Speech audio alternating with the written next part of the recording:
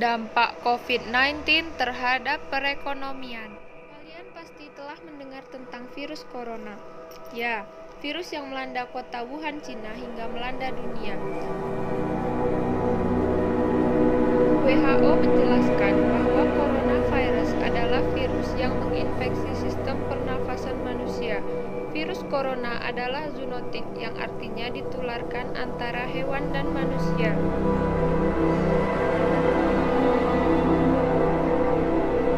Penyebaran virus corona yang telah meluas ke berbagai belahan dunia membawa dampak pada perekonomian, yaitu perekonomian internasional, perekonomian negara, dan perekonomian dampak COVID-19 terhadap perekonomian internasional.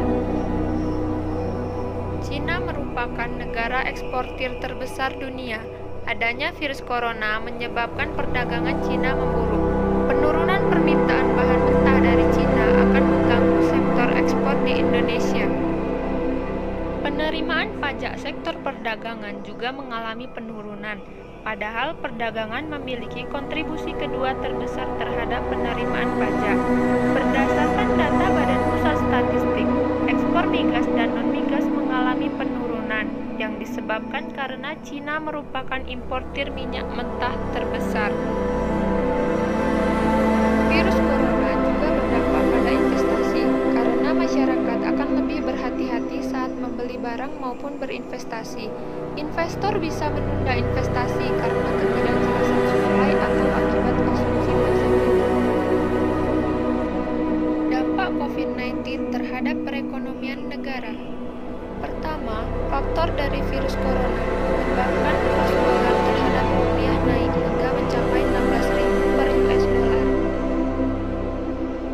Kedua, sektor pariwisata. Sektor pariwisata merupakan faktor yang berperan penting dalam pertumbuhan perekonomian Indonesia dan memiliki kontribusi devisa terbesar kedua di Indonesia. Adanya virus corona mengakibatkan sektor pariwisata menjadi lumpuh sementara sehingga pengangguran semakin bertambah. Ketiga, kegiatan perdagangan juga perlahan mati disebabkan kurangnya pembeli. Hal ini menyebabkan penurunan pendapatan sehingga mempengaruhi perekonomian negara. Keempat, virus corona juga menyebabkan banyaknya tenaga kerja yang menganggur yang biasanya bekerja di tempat produksi. Pengangguran ini disebabkan oleh beberapa faktor, sehingga akan menghambat pertumbuhan perekonomian Indonesia.